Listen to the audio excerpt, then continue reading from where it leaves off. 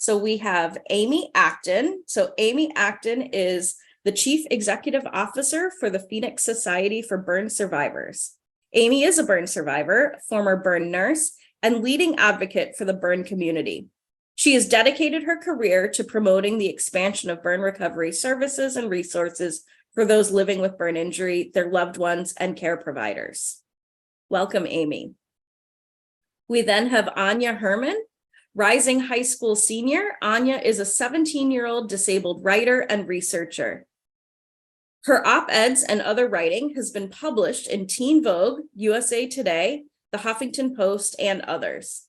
On the research side of things, Anja has been engaged on work related to disabled students and school shooting responses, and works with a team of researchers at the University of Illinois, Chicago, on work that looks at the relationships between disabled teens and mental health care. Welcome, Anja.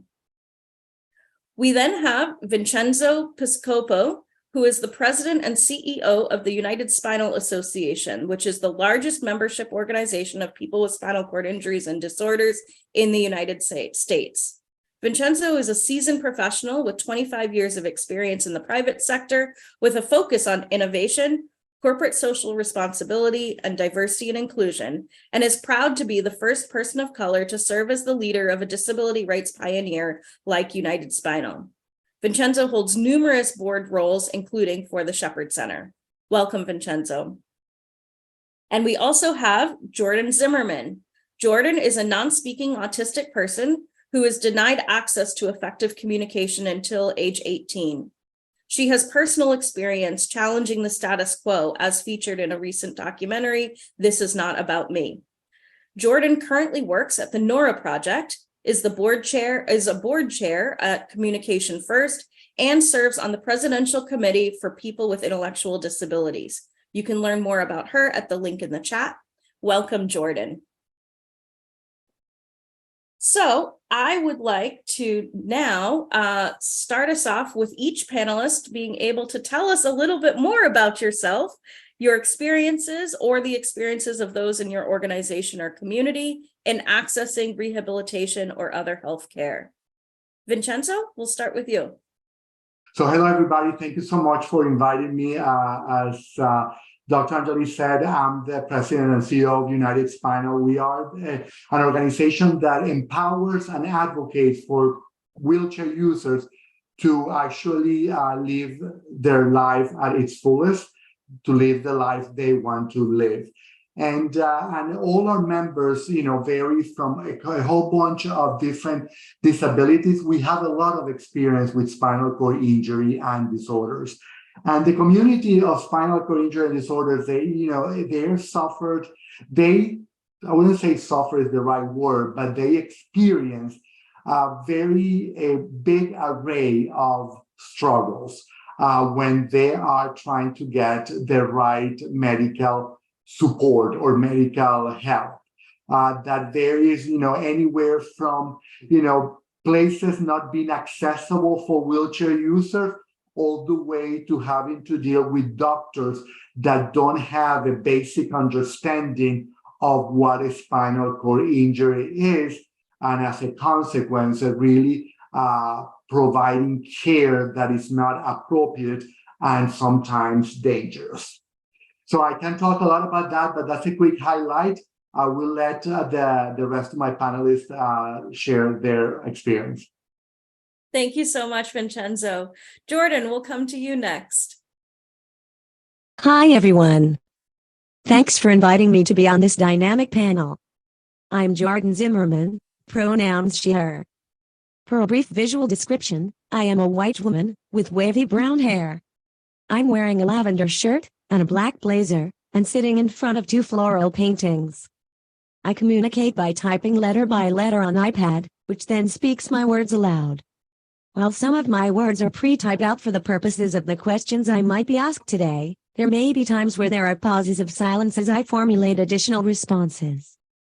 I hope this time gives everyone an opportunity to reflect on the time and effort it takes to type, and the beautiful pauses of silence for myself and others who use communication supports when expressing ourselves in day-to-day life. While I am sharing today, I am going to reflect on my own lived experience as a non-speaking autistic person who was denied access to reliable and effective alternative communication until the age of 18, a situation way too common among those in my community. However, I do want to emphasize that I am only one autistic person, and while we may have some things in common, I can only share my experience alone, and do not and cannot claim to represent all others. With that said, many autistic people like myself receive numerous rehabilitative services. These may have started when we were very young and they continue throughout adulthood. We have co-occurring needs and medical diagnoses, such as epilepsy, and we might receive speech therapy, occupational therapy, physical therapy, and more. Some of these providers are not trained on how to support us.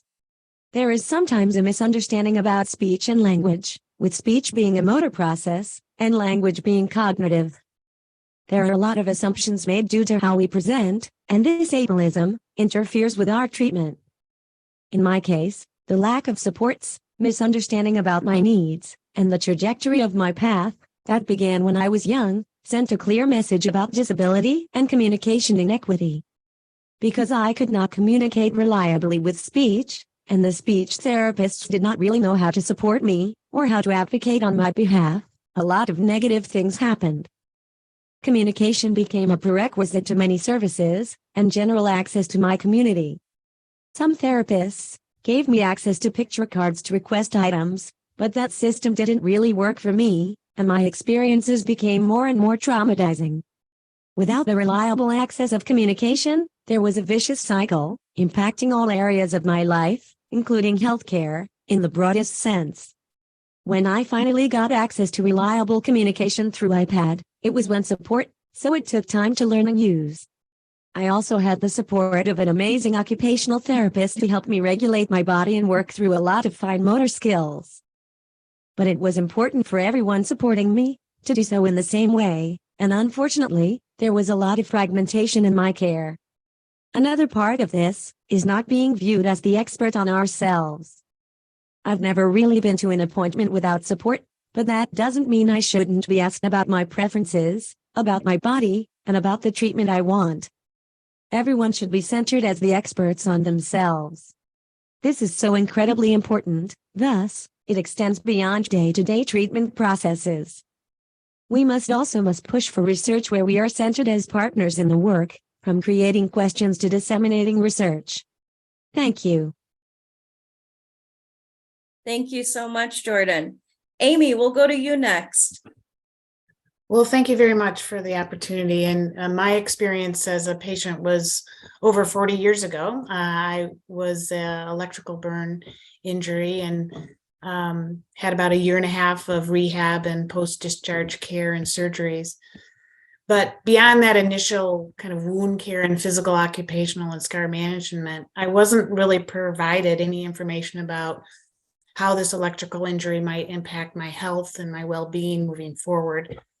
I wasn't really sure how I would be accepted with my burn injuries. I think appearance and the change in body appearance was just not even discussed. If I was able to have children after that electrical injury, there's kind of a question about that, and then no follow-up about that. I had lost a major artery going to my brain, my carotid artery. And so there was just really no conversation about how some of these things might impact my health moving forward, very focused on the acute care and injury. And that was over 40 years ago. Since then, I've been working in the burn center as a burn nurse and nurse manager. And I'm currently the CEO of the Phoenix Society, which is a national organization advocating and connecting and convening the community in support of the survivors and their families as they transition kind of from acute care into the community, focusing on services and programs and information that helps us to increase our representation of who we are as a community, the integration into our communities, and living successfully with a burn injury. So the lived experiences shared by thousands of survivors over the years that I've had the pleasure of working with. And again, I agree with Jordyn, I can't speak for all of them, but there are themes that have been largely presented by the community and challenges that we face in our chronic health issues that we have been attempting to share and promote beyond the acute care to increase the continuity of care from the acute to rehab and to community-based care, which is kind of non-existent in a lot of ways in burn care. Burn care is very regionalized. So you may go home to another state away from your burn care provider trying to work on some of these issues. I would say we've largely driven this as a kind of a community advocacy group within the American Burn Association, and the Burn Model Systems and Phoenix Society have worked very closely together to try to elevate the needs of this community beyond acute care, because we do provide really what I consider very excellent care in the burn centers around the country. Again, they're limited. Access to them is difficult for people to find quality burn care in their communities, so they often have to travel to get there, and so some are limited to get to a full burn team, which I think greatly impacts outcomes. I think we've reported our lived experiences over the last 2 decades by having survivors participate in the State of the Science meetings with ABA, which led to a joint committee between the ABA and the Phoenix Society for Burn Survivors to kind of bring those medical voices and the survivor community together to talk about aftercare programming and services and how we could elevate the long-term and chronic health needs of this population. So that's been some success. But access to things, to the community, to others that have experienced this injury is still often not provided. Connecting people into the community-based resources that are available to them, access to peer support and information about how just to live with the injury and some of the tools necessary to do that is still kind of hit or miss in the burn community. I think LeaRRn and the burn model system funding has been critical as we learn about these issues. I think burns is a little bit behind about how some of these long-term physical issues, scar breakdown, mental health issues, post-traumatic stress, and how it's impacting our day-to-day life is still largely, I would say, underreported and under-resourced, and access to quality healthcare that addresses these issues is very limited. Even when it comes to reconstructive surgery of the medical needs and scar issues, we have people call us that can't open their mouth and they're getting denied treatment because it's cosmetic. So there's a lot of advocacy that as a community, I think we're focused on to provide access to some basic, what I consider basic care for the burn treatment, and then building the knowledge base of what these chronic health issues are within our community. And I'll pause there. Thank you. Thank you so much, Amy. And Anja, we're going to send it over to you as well. Perfect. Lovely. Thank you so much. Hi, everyone. It's a pleasure to be here. My name is Anja K. Herrman, and I'm a 17-year-old rising high school senior with a physical disability. For an image description, I am a white girl with shoulder-length curly hair. I have a headband on, which you can't see, and I'm in front of a white window situation. Today, I have the pleasure of sharing with you all how my healthcare journey is poised to shift as I begin to navigate the transitions between pediatric and adult care as a disabled person. When I was growing up, physical therapy wasn't ever not an option. It was a given. Therapy, it was explained, was just something that kids like me, meaning young, physically disabled ones, did to give us the best chance of the future.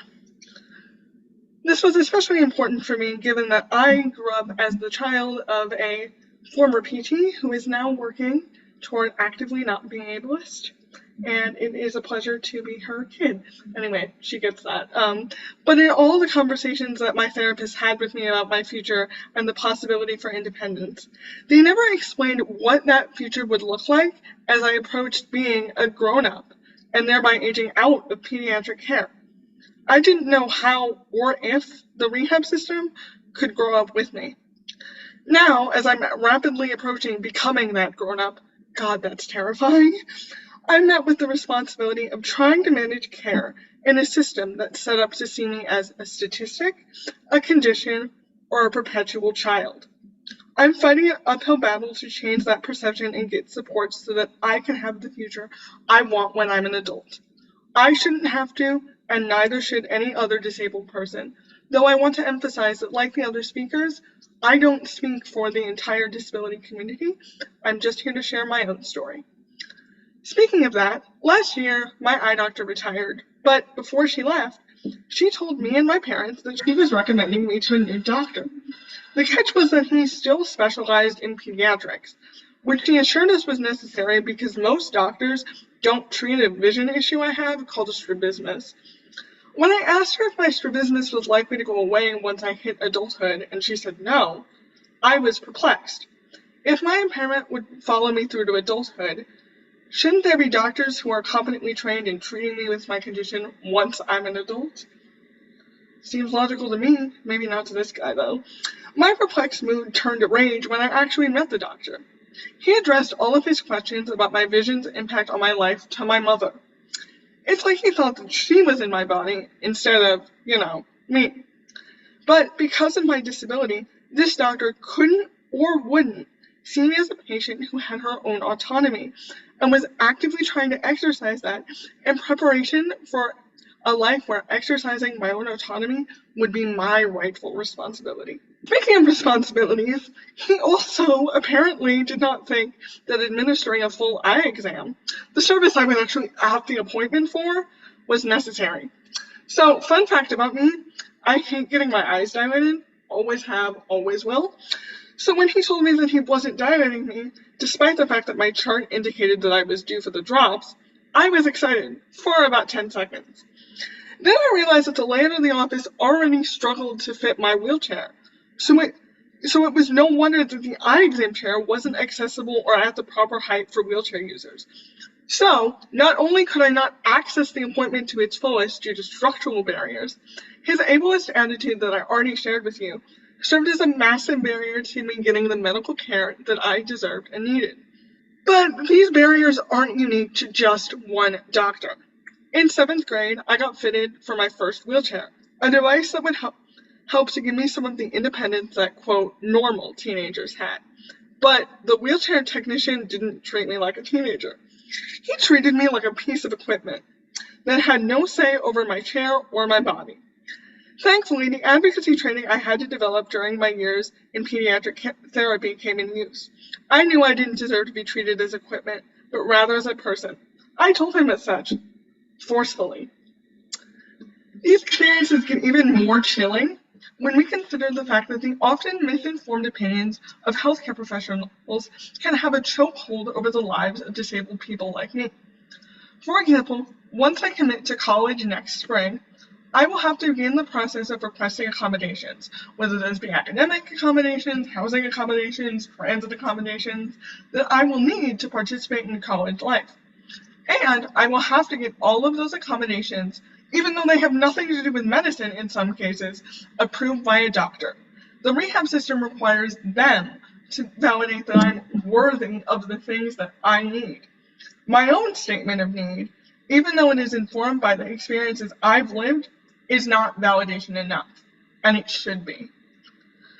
So, to properly support the transition between pediatric and adult care for disabled teens like me, medicine and rehabilitation in general must recognize all of the facets of my experience as I live in my body. Yes, we need to remember the physical realities that my body contains, but rehab also has to include how I want to engage with my body as I grow up and address all of that in treatment. I am not just my impairment, but I also do not want to separate my impairment from my life, and rehab shouldn't either. Thank you very much for your time. Thank you so much, Anja. And wow, what incredible stories and experiences each of you bring to this panel. I have so many questions that I would like to ask, but I will also say for those listening in, please feel free to use the Zoom question and answer box to submit questions for our panelists as we go along. So each of you touched on your experiences in accessing rehabilitation care, and I'd like to hone in a little bit more about the process itself. Is there anything that you'd like to add about the process of accessing rehabilitation care? Vincenzo, let's start with you. Yes, thank you for that question. And that, the access to rehabilitation care, it's a very, very important challenge for our community, for the community of people with spinal cord injury and disorders, because it's really managed and led by what insurance wants to do with you. And they deciding if you can go to this rehabilitation place or any other, or if you get any rehabilitation in general. I have to say that my experience, because I was very fortunate to be working for a company that had excellent medical insurance, I was sent after my injury 13 years ago, I was sent to the Shepherd Center in Atlanta, which is one of the top 10 hospitals on the world for rehabilitation. The rehabilitation that I got at Shepherd was instrumental and the first driver for my success after I went back to my normal life, right? Because they spent a lot of time teaching me how to live, right? Because, and Dr. Forber-Pratt, I'm sure you've experienced the same. We have to relearn a whole bunch of things when we experience, paraplegia or tetraplegia and all that. So Shepherd spent a lot of time teaching me how to go to the bathroom, how to take care of myself, how to dress and all that, how to cook, how to, use my chair and all that. And that was instrumental for my success. The key thing there is not everybody has the same luck that I did. Not everybody has an insurance that would allow them to get to the best of the best. And that rehabilitation is the difference between me having a successful life, a successful career, and adding to society, and somebody to be living off, a disability and not, and not having a successful life, right? Because they were not trained to live a life in dignity. And I say the word dignity because rehabilitation is not only to allow you to live life, but to live life with dignity. And dignity is a basic human right that not getting the right rehabilitation, will really stop you from having. So that's one thing. The other big issue that we experience with rehabilitation is the trust on your improvement, right? So we often have heard cases of members of our community that when they first have their accidents, the doctor decides that it doesn't make sense for you to go to rehabilitation because you're not going to have any kind of recovery. You're on a respirator. You're pretty much better off giving up. And that's a choice that needs to be your choice and not the doctor, right? Because oftentimes, first of all, in the case of spinal cord injury, it's very unknown what kind of recovery you're going to have. It's very unknown how your body is going to react. There are plenty of people that are in respirator like the first 2 weeks and they're able to wean off respirator. There are people that are never been able to wean off a respirator and yet have very fulfilling life. So it's not about for the doctors or the medical system and the insurance system to give up on you so early is also very undignifying. We have cases that we have seen in United Spinal that we have fought to get people the opportunity, people that were in rehabilitation and were, high-level cervical injuries, and the hospital, and the doctors and insurance, deny them to go to rehabilitation. And we fought to take them to rehabilitation, and we were able, specific case, to take him to Shepherd, and this person was able to live, 10 years, living a very successful life, to the extent of its injury. So that's, those are of the challenges. So rehabilitation, extremely important for us.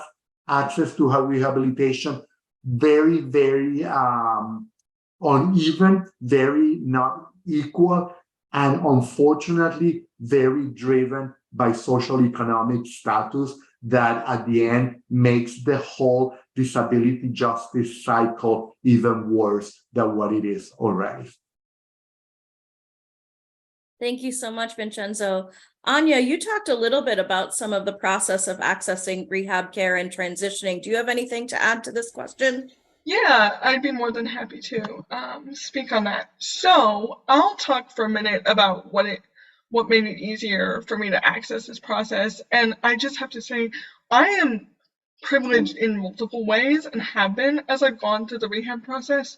So I am a white disabled kid, which means that I never have had to deal with any racial barriers that could impact care. And I also had a mom who knew the system. And so that made me really lucky because she knew how to interpret the rehab gobbledygook. And also she knew when to pull me out of the system so that I could get a little bit of my childhood back. I didn't have a wheelchair until 7th grade, but I did get a standing scooter. Which was just our kind of compromise before I moved into a wheelchair. And we used that to try to avoid having me to have any surgeries because we made a family decision that we didn't want me in pain. So I was really privileged because I had a mom who, again, knew how to navigate that process so that I didn't have to deal with surgeries or potential pain. And also, another thing that made it easier for me to access rehab care was once I finally learned how to be my own advocate and stand up for myself, I had a voice to ask for or demand for when I was getting really upset what I needed. When I learned how to use that, I knew that I had a chance to make a difference, and I really appreciated that throughout rehab care, I learned how to use my voice. And once I had a voice, I was able to really take charge of my own experiences. That is a privilege in and of itself, and I think that we all need to recognize that throughout this process, disabled people need to be the drivers, not the medical people. Thank you very much. Thank you, Anja. So, Jordyn, you started to describe some of the barriers to care that you have experienced, but I want to find out what are some additional barriers to care that you may have experienced. Is there anything that you'd like to add to that? Yes, the one continuous barrier to care is the idea that my needs, and what I want to share, is less valuable. This mindset shows up directly and indirectly, in many ways. Sometimes, it's a lack of informed consent, without the important opportunity to have options explained, weigh various treatment, and make choices about the care that will impact me and my body the most. When myself, and others, don't have the opportunity to provide informed consent on our healthcare or rehabilitative treatment, a lot can go wrong, and the treatment might not be what is best. For example, a couple summers ago, before a minor procedure, I shared that I had an allergy with the anesthesiologist. While this was documented in my medical chart, I was still ignored and later woke up in the intensive care unit, where I spent multiple days. That's only one example, out of many I have, and this is why access alone is never enough. The right to communicate about ourselves and our needs in the ways that work best for us is really important, especially for people who cannot rely on speech to communicate, and this takes time, which is another barrier across healthcare, in the broadest sense. Time is a barrier whether we are referring to any rehabilitative or health provider, and it's also really important. Again, we are the experts on ourselves, and we must be listened to throughout various treatment processes.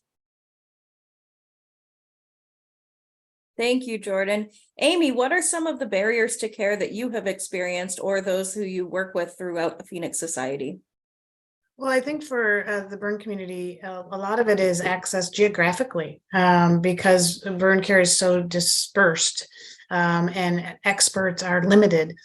So geographic access even in your own state is a challenge. I think the socioeconomic is a huge barrier to specifically rehabilitation. The acute care usually you can get in a burn center or you can get that emergent care. But once you transition and try to have follow-up care, rehab, it's very hard for many people to have access to that level of care that would provide quality outcomes. And the burn injury and scars over several years are maturing. So with the lack of that really vital care, the outcomes and the long-term mobility issues that come from that are pretty big. So I think that's one. I think the other challenge for the burn community is access to healthcare and medical care, but also community-based services. The burn team's very strong team, and they have a great collaborative team, but sometimes we limit our view to just that team, not the community-based resources that are available to patients and families specific to burns, but also other socioeconomic support systems that they could be accessing. I would say largely the burn community hasn't considered themselves disabled. They don't necessarily always access some of the resources that are available to those with disabilities. And part of that is because we're not educated on that. We're not educated about what we can access to help us long term. Vincenzo, do you have anything to add to this question?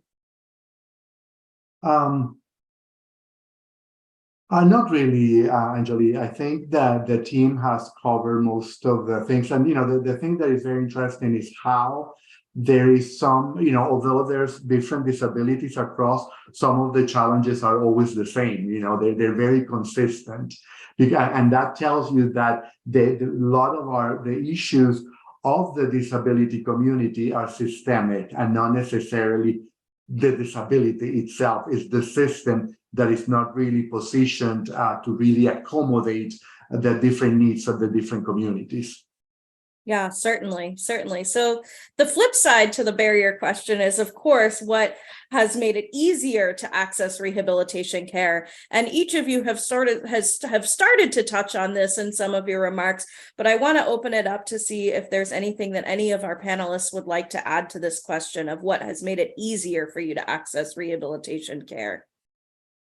Anja, go ahead. Sorry, I think I saw Amy's hand first. We'll go.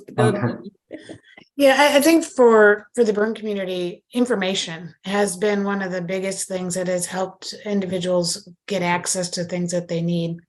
I would say the peer support and the community that is built around this issue has helped people understand from a lived experience what has helped them get access. So kind of that community-based information and learning that they can transform into their own experience has been really helpful for many people.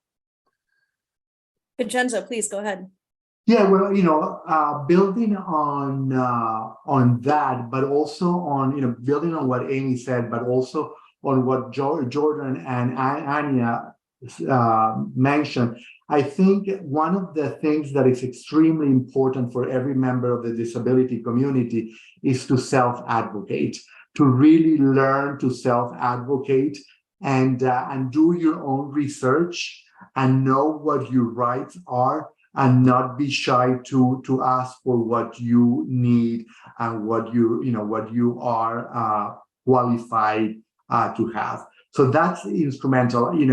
We need, unfortunately, there is a lot of ignorance and not everybody can advocate for you because not everybody knows your specific needs. So it's extremely important for each of us to be able to advocate for ourselves.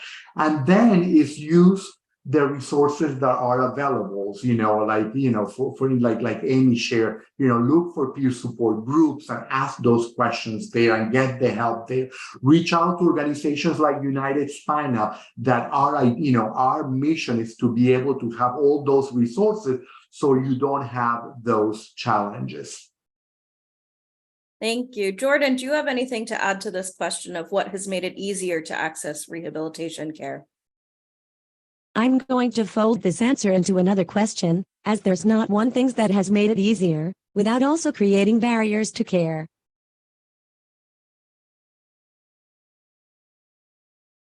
Excellent. Thank you. So I realize this next question is a little bit of a hindsight question, and it may be tricky to answer, but I'm wondering what rehabilitation services could you have benefited from that you did not receive? Amy, let's start with you on this one. I think the biggest thing that could have helped me, again, I was 18 at the time of my injury, would have been help in how to go back into a community with a chin strap on, a trach, and to socially go back into that community, and what tools did I need to do that successfully? Because those first few experiences you have in the public kind of set the tone for that experience, and being prepared for that, I believe I could have eased a lot of anxiety, stress, and fear. And so we have really focused on social skills training and helping the survivor leave a burn center with some few basic tools on how to handle the questions and staring and teasing that comes forward. So that kind of set the tone, even though I had a very supportive environment, many don't. And that really sets the tone for isolation, fear, and anxiety. So that would have been the most helpful for me at the moment of transition. Thank you. And Vincenzo, for some in the spinal cord injury community, I often hear that they weren't even thinking about driving and wish that they had received information about that process. That's one element that I know that I've heard, but I'm curious, is there any rehab services that you could have benefited from that you didn't receive or that you hear from across the community? Yeah, so one thing that I want to share there, Dr. Forber-Pratt, is that one of the things that I feel as a person with spinal cord injury is that when you go through those traumatic experiences, the rehabilitation cannot be jammed in 1.5 months, right? Because there are certain areas that you're not just ready for it, right? So sometimes, now looking back at what I got during my rehabilitation, a lot of the things that I was hearing were going, over my head because I was focused on, I know I'm going to walk, I know I'm going to work, that's not important. So I didn't pay enough attention to that I wish I had, but I think that if I had gotten that later on in my journey, when I had already accepted my new normal, I would have leveraged that more. So that's the first thing, like making sure that it was timed right, not necessarily that, because I got a lot during my rehabilitation time. However, there's 2 areas that I think that because of taboos or whatever, they are not given enough the importance that it has. One of it is, mental health in general, right? So I did get, a mental health help, but again, the mental health journey, once you get a traumatic experience like a spinal cord injury, it's a long journey. So you need the mental health support at the very beginning, but you need it throughout that. So I wish I could have still gotten more of that expert mental health help, like now, 13 years after my injury, right? Because the needs and the mental health challenges that you experience change as you get used to your disability, but also change as you age. And finally, and this is the one that, I don't know if it's because it's a taboo or what, but there is the need for sexual health rehabilitation. Sexual health and sexual function, it's something that is very important, but it's not given the importance that it deserves while you are in rehab. And that is extremely important because then it builds on that perception that because you have a spinal cord injury, you have to give up on your sexual health, which is totally wrong. But if you don't build that belief on how you can experience your new sexual reality, you don't do it, and then it impacts your relationships. Thank you. So this next question is really about how has your rehabilitation care been paid for, and has that changed over time? So Vincenzo, since you're speaking there, I'll throw it to you first on that one.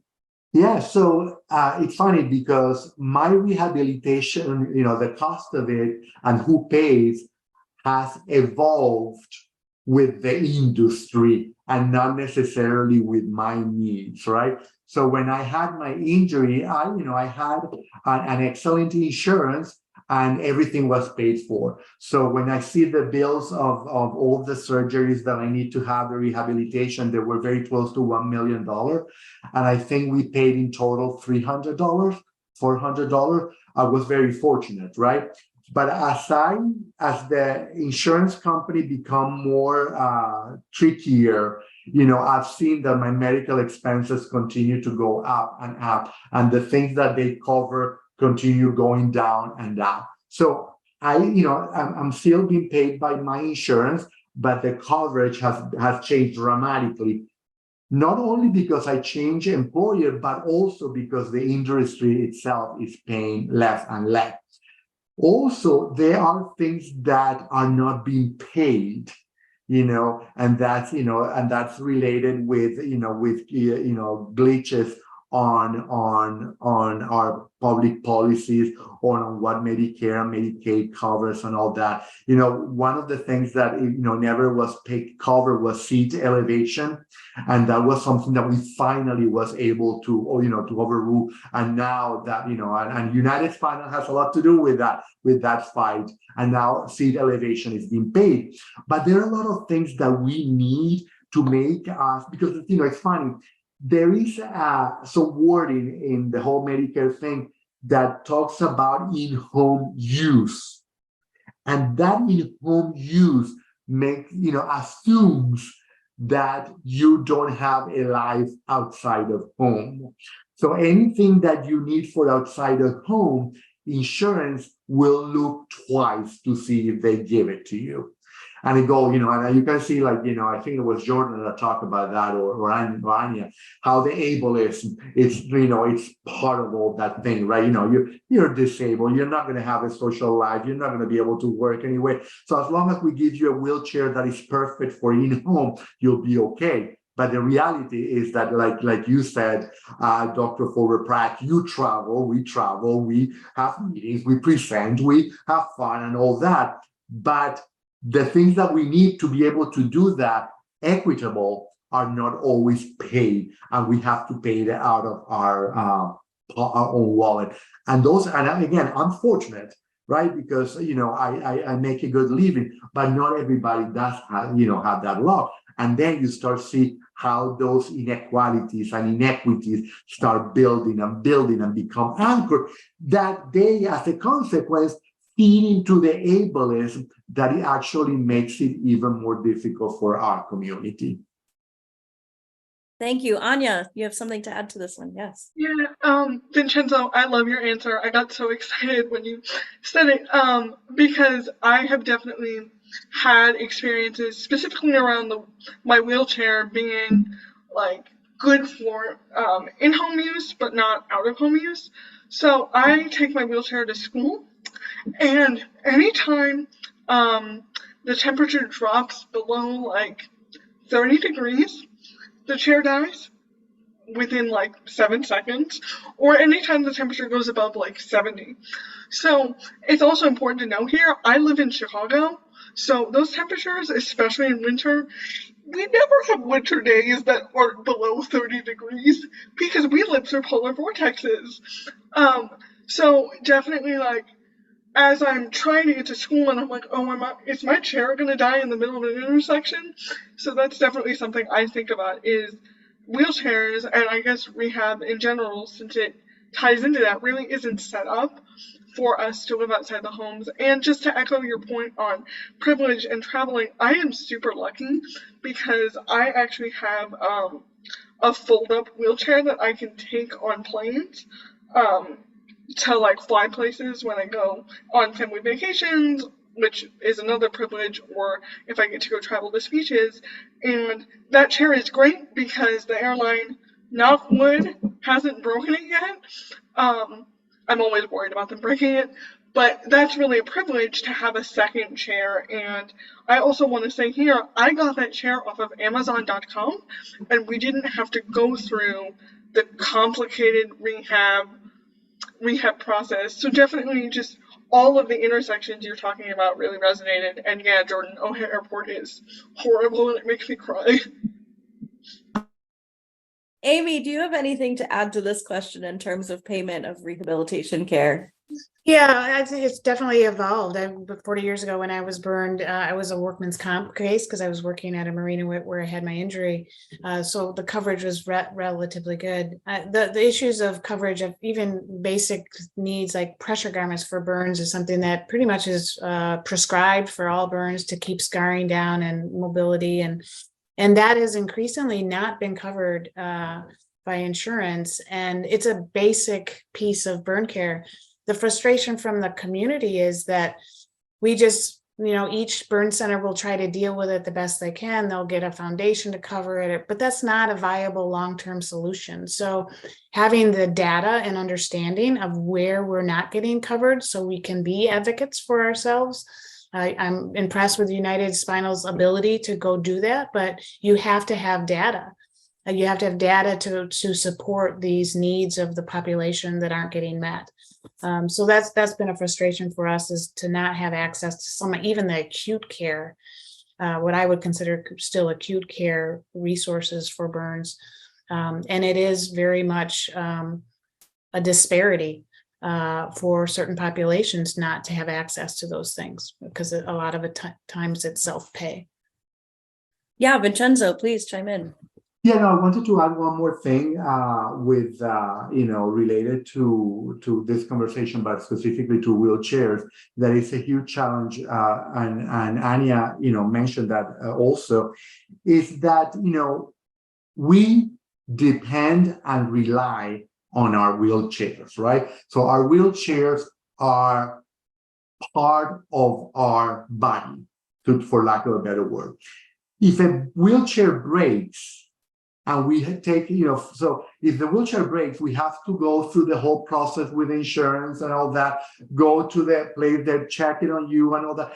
That takes time, It's not that I got my wheelchair broken right now and I'm going to get it fixed right now.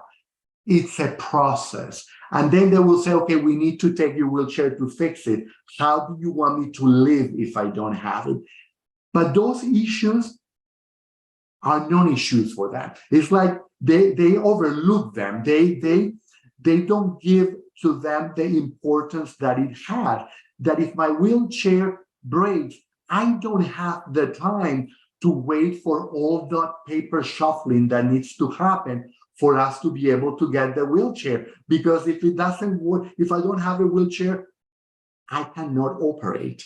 But it seems that the system doesn't understand, or worse off, doesn't care. And that is terrible. And that is very dangerous.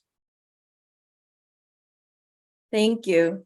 So this next question is, what specific types of changes to care management are needed? And Jordyn, we'll start with you on this one. I am 28 years old and I receive much care at my local children's hospital. Just in the past 2 years, I've had 3 bone surgeries by pediatric doctors. There hasn't been much of a transition process. At one point, I did work with a physical therapist in adult care, and it didn't work. The person had absolutely no training or knowledge on how to interact with me, in the most basic sense. They constantly looked to my support person to guide the session, and to provide them with resources. So while it's not ideal, in terms of me being 28, being an adult, and having an adult body, at the pediatric hospital where I currently receive rehabilitative services, the therapist is trained in how to communicate with me, support my use of augmentative alternative communication, and provide regulation strategies. Therefore, in terms of also what makes receiving care easier, it is this access to pediatric services, but it's a continuous double-edged sword. This is an area I am constantly grappling with, and it's an area we must change or figure out how to navigate and manage, and provide training, because I am not a child for life, incapable of receiving adult care. Thank you, Jordyn. And Anja, you started to talk a little bit about this element that Jordyn just brought up of transitions of care between settings and providers and transitioning from pediatric to adult care. Do you have anything to add to this? Yeah, so Jordyn, I really, really loved all of your comments. That this whole phenomenon is something that terrifies me because I'm 17, which means I'll technically be an adult and have to do things like pay adult taxes. I don't know, in a year, but I might still be stuck going to a pediatric doctor. And that's really, really terrifying to me because I'm not going to be a kid, so I want to be with a doctor who understands adults and understands things that an adult Anja is going to need to know. But I definitely see what you're saying is that because rehab works with kids with disabilities so often because, again, of how, like, for example, my own childhood was kind of set up. Of course, pediatric doctors are going to have more of an understanding, but we need to extend that understanding to adults because we're not going to be children forever. We're not going to have children like concerns forever. We're going to be adults, and just like every able-bodied person gets to go to adult doctors who understand adult things, we should too. Yeah, Amy, please chime in. One of the areas that I think the burn community struggles with is the transition from kind of the acute care of the wound and the injury to reconstructive and rehabilitation of a face or an ear or a hand. Not every burn center has someone that is proficient and sees enough patients to be really good at that. So, and if you think we have 4 burn model systems in the whole country, access to that next level of care is really hard to find. One of the things we're working on is starting a database of those that are doing that type of work, and being able to at least share that to our community. But again, that would be probably for the privileged that can go travel and find those type of resources. But finding quality reconstructive medical care is very difficult. And then mental health, I think transitioning from inpatient, where you do have access to psychiatry, to social work, to mental health providers, often is just not available in the community.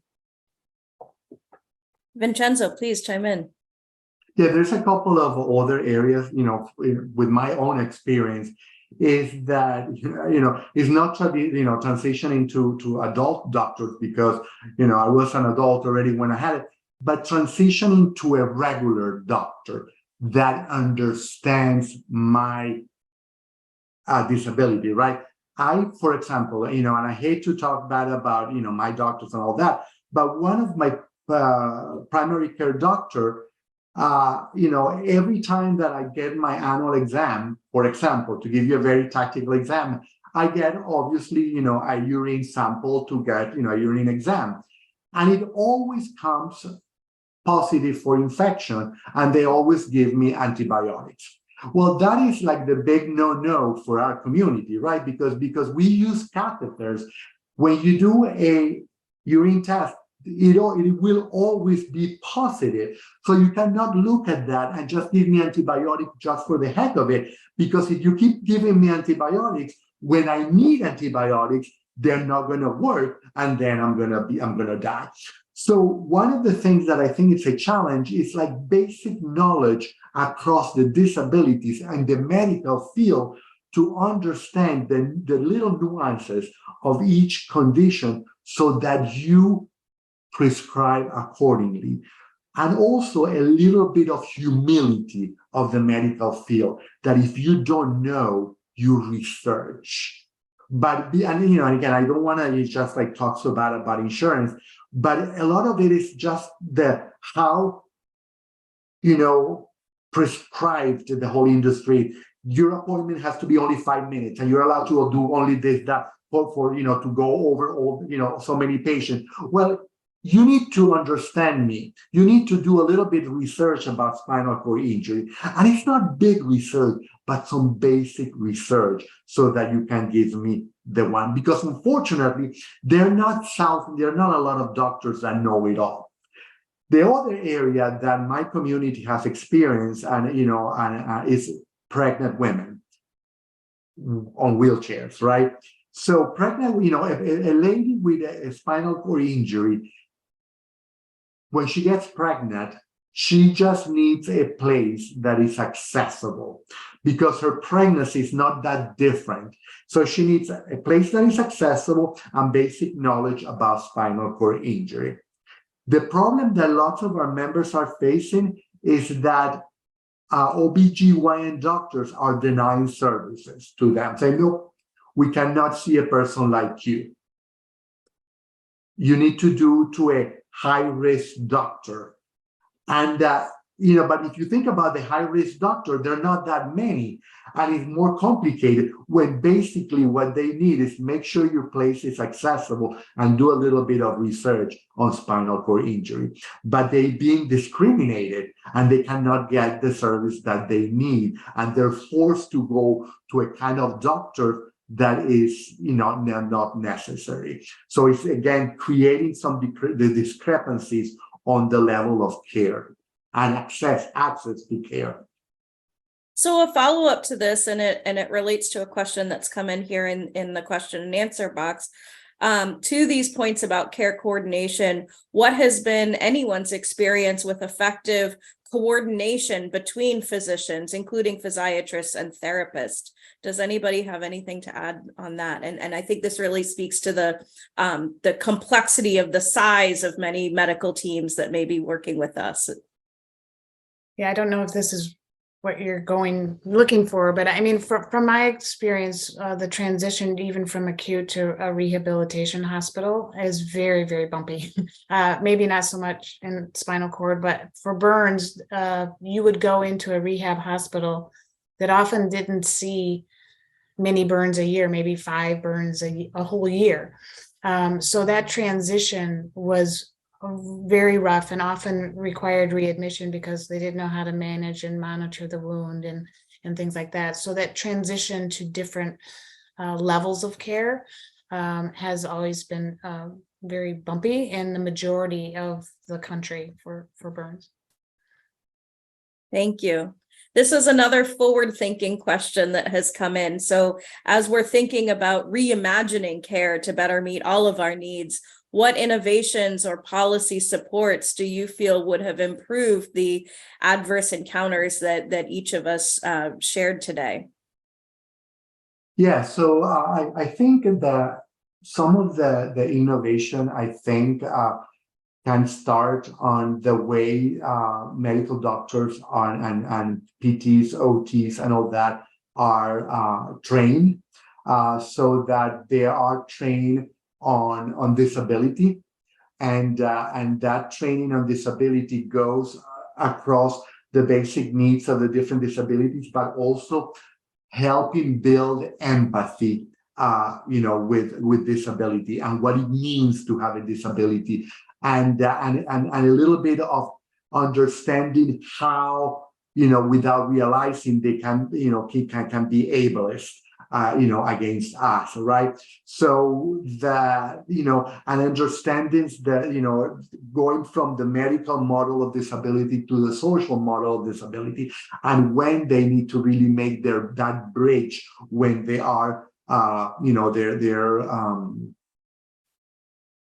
they're giving help. That's an area that I think is important. I think the medical school and again, the wake insurance work and all that, they really have to stop, breathe, and take the time to really understand disabilities and their role on treating people with disability, not only from the condition itself, but also the social piece of that. The other thing that, and I don't know if I can call this innovation, but, I think there needs to be change on understanding the inequities of that there is in the health inequities for people with disabilities, right? Accessibility has to be a must, not an option. And the fact, for example, that every time that I go to my primary care physician, I don't get weighed because they don't have an accessible scale, that should not be acceptable, period. The fact that I go to a doctor and they don't have a table that goes down so that I can get a prostate exam as everybody else gets it, that should be something that is just not acceptable and should be, penalized. So we need to get to that. But for that, we need to build that empathy on the medical field so that they understand the importance and the relevance and the gravity of that issue so that they can become our advocates and not our opponents. Thank you, Vincenzo. And it looks like Jordyn had something to add to this as well. Jordyn? Related to empathy, I don't think there's enough discussion about trauma.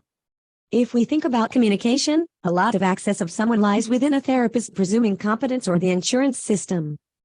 When that competence is not presumed, and access is denied, for any period of time, especially when there's an adverse healthcare experience happening, there's going to be trauma. But we also need to think about trauma as not just a singular experience, but a build-up, because for many of us, there are continuous events that are occurring and impacting our lives. Thank you, Jordyn. And Anja, I see you have a hand up. We are getting close to our end of time here. So if you have just a few brief remarks, please share. Yeah, I'll just say that briefly, I think on the policy side of things, we need to support initiatives that get more disabled doctors into the medical field, because disabled people understand our experiences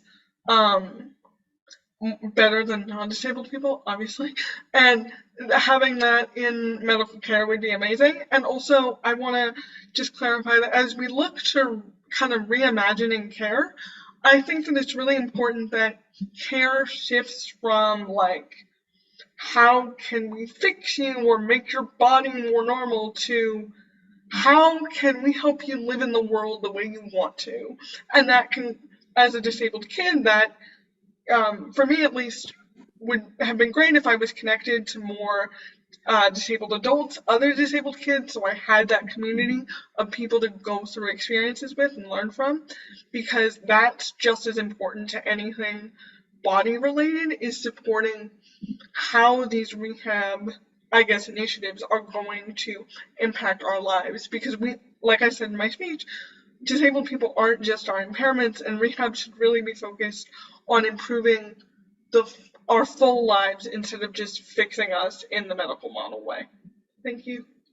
Amen, Anja. Amen. Thank you so much. I tried. Thank you, everyone, to all of our panelists, Jordyn, Anja, Amy, and Vincenzo. This has been a really robust conversation and food for thought for all of our attendees as we move into the next parts of the Institute. Thank you for your time and your contributions. For the couple questions that we didn't get to, we will make sure to circulate those to our panelists and to be able to respond. And for those who are tuned in, we would like to invite you all to take a brief break before joining the next session that will begin at 1:15 p.m. Eastern Time. Thank you again to our panelists and for everyone for this very robust conversation.